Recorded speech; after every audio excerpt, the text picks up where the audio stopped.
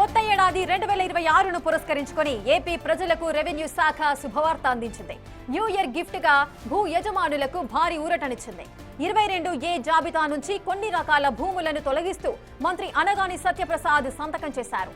5 రకాల భూములను 22A జాబితా నుంచి తొలగిస్తూ కొత్త ఏడాదిలో తొలి సంతకం చేశారు ఆయన. మిగిలిన 4 రకాల భూములపై త్వరలో జీవోఎంలో చర్చించి నిర్ణయం తీసుకునే అవకాశం ఉంది. ప్రైవేటు పట్టా భూములకు ఎవరు దరఖాస్తు చేసుకున్నా అధికారులు సుమోటోగా తొలగించాల్సి ఉంటుంది. అదేవిధంగా ప్రస్తుత మాజీ సైనిక ఉద్యోగుల భూములకు సంబంధించిన పత్రాలుంటే నిషిద్ధ జాబితా నుంచి తొలగించాలని ప్రభుత్వం ఆదేశాలు జారీ చేసింది. అలాగే స్వాతంత్ర సమరయోధుల భూములను, రాజకీయ బాధితులకు కేటాయించిన భూములను కూడా 22A నుండి తొలగించనున్నారు.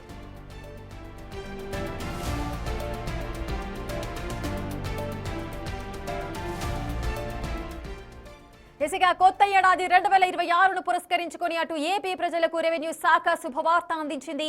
పూర్తి డీటెయిల్స్ మా ప్రతినిధి శివ అందిస్తారు. శివ, అటు న్యూ ఇయర్ గిఫ్ట్ గా భూ యజమానులకు భారీ ఊరటనిచ్చినట్టుగా తెలుస్తోంది. 22A జాబితా నుంచి కొన్ని రకాల భూములని చెబుతున్నారు. సో 22A ఏం చెబుతోంది?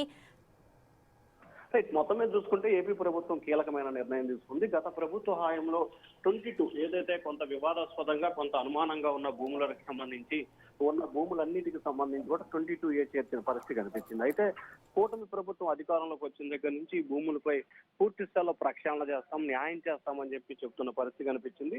5 రకాల భూములు 22A నుంచి తొలగిస్తూ కొత్త సంవత్సరం రోజున రాష్ట్ర ప్రజలకు మంత్రి ఒక శుభవార్త చెప్పిన పరిస్థితి కనిపించింది. మిగిలిన 4 రకాల భూములపై త్వరలోనే జీవో విడుదల చేస్తామని చెప్పారు. అయితే ప్రైవేటు భూములు 22A నుంచి పూర్తిగా తొలగించాలని చెప్పి నిర్ణయం తీసుకున్నారు. ప్రైవేటు పట్టా భూములు ఎవరు దరఖాస్తు చేసుకున్నా అధికారులు సుమోటోగా తీసుకుని తొలగించాలని ఆదేశాలు జారీ చేశారు. ప్రస్తుతం మాజీ సైనిక ఉద్యోగుల భూములకు సంబంధించిన పత్రాలు ఉంటే వాటి నిషేధ జాబితాని తొలగించాలని చెప్పి నిర్ణయం తీసుకున్నారు. స్వాతంత్ర సమరయోధుల భూములకు సంబంధించి కూడా నిర్ణయం, అలాగే రాజకీయ బాధితులకు కేటాయించిన భూములు కూడా 22A నుంచి తొలగించాలని చెప్పి నిర్ణయం, అలాగే 10-1 రిజిస్ట్రేషన్ అడంగులు FM లాంటి వాటిపై కూడా పాత రికార్డులున్న వాటిని కూడా తొలగించాలని చెప్పి రాష్ట్ర ప్రభుత్వం కీలకంగా నిర్ణయం తీసుకుంది.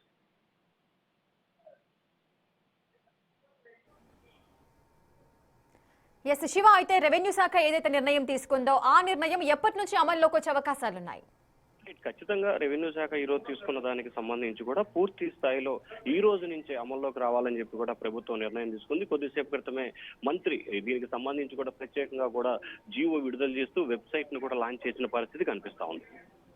Right, thank you Shiva, thanks for the details. అటు కొత్త ఏడాదిని పురస్కరించుకొని ఏపీ ప్రజలకు అయితే రెవెన్యూ శాఖ శుభవార్త అందించింది.